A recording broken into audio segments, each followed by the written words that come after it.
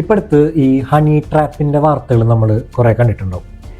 എനിക്ക് ആ വാർത്ത കണ്ടപ്പോൾ എൻ്റെ ഒരു ഫ്രണ്ടിനുണ്ടായ ഒരു അനുഭവമാണ് പെട്ടെന്ന് ഓർമ്മ വന്നത്. ഇപ്പം അടുത്തൊന്നുമല്ല, ഒരു 4-5 വർഷം മുമ്പാണ് ഇത് നടക്കുന്നത്.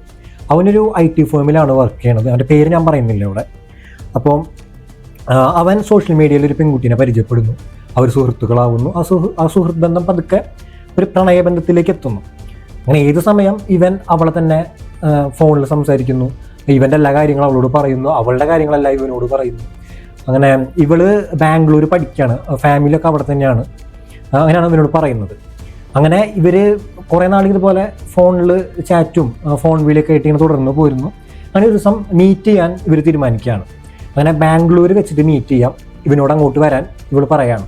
അങ്ങനെ ഇവൻ അങ്ങോട്ട് പോകുന്നു. അവിടെ ഇവരൊരു മുറി എടുത്തിട്ടുണ്ട്. അങ്ങനെ മുറിയിൽ വെച്ചിട്ട് ഇവർ രണ്ടുപേരും മുറിയിൽ നിന്ന് സംസാരിക്കുമ്പോൾ പെട്ടെന്ന് ഡോറിൽ ഒരാൾ വന്നിട്ട് നോക്ക് ചെയ്തു, കൊട്ടി. അങ്ങനെ വന്ന് തുറന്നപ്പോൾ 2 ആൾക്കാരാണ്. ഈ 2 ആൾക്കാർ ഇവനെ ഉപദ്രവിക്കുകയാണ്. ഉപദ്രവിച്ചിട്ട് അവിടെ ഒരു കസേരയിൽ കെട്ടിടുന്നു. കെട്ടിട്ടതിന് ശേഷമാണ് ഇവൻ അറിയുന്നത് ഇവളുടെ ഭർത്താവാണ് വന്നിരിക്കുന്നത്. ഇവള് മാരീഡ് അല്ല എന്നാണ് ഇവനോട് പറഞ്ഞിരിക്കുന്നത്. അങ്ങനെ ഇവരെല്ലാവരും ചേർന്നിട്ട് മാസങ്ങളായിട്ട് ഉള്ളൊരു പ്ലാൻ്റെ ഭാഗമാണ് ഇവനായിട്ട് കോണ്ടാക്ട് വന്നതും. ഇവൻ IT ഫേമിലാണ് വർക്ക് ചെയ്യുന്നത്. അപ്പോൾ ഇവൻ്റെ ബാക്ക്ഗ്രൗണ്ട് ചെക്ക് ചെയ്യുന്നു. പിന്നെ ഇവനോട് കൂടുതൽ സംസാരിച്ചിട്ട് അതുവഴി ഇവൻ്റെ എല്ലാ കാര്യങ്ങളും മനസ്സിലാക്കിയിട്ടുണ്ട്. ഇവൻ്റെ നിന്ന് പണം തട്ടുക എന്നുള്ളത് തന്നെയാണ് അതിൻ്റെ മെയിൻ മോട്ടീവ് എന്ന് പറയുന്നത്.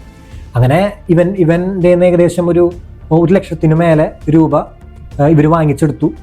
എന്നിട്ട് പറഞ്ഞു ഇതാരെങ്കിലും പറഞ്ഞു കഴിഞ്ഞ് കഴിഞ്ഞാൽ അവരിതുവരെ ചാറ്റ് ചെയ്തിരുന്നതൊക്കെ ഉണ്ടല്ലോ അത് പുറത്തു വിടുന്നു പറഞ്ഞു. അതുപോലെ തന്നെ ഇവനെ കെട്ടിയിട്ടുള്ള ഫോട്ടോ ഒക്കെ എടുത്തിട്ടുണ്ടായിരുന്നു. അതെല്ലാം ഇവൻ്റെ പരിചയക്കാർക്കും ഫ്രണ്ട്സിനൊക്കെ അയച്ചു കൊടുക്കുമെന്ന് പറയാണ്. അപ്പം ഇങ്ങനെയുള്ളൊരു സംഭവം നമുക്ക് ചുറ്റും എപ്പോഴും നടന്നുകൊണ്ടിരിക്കുന്നുണ്ട്.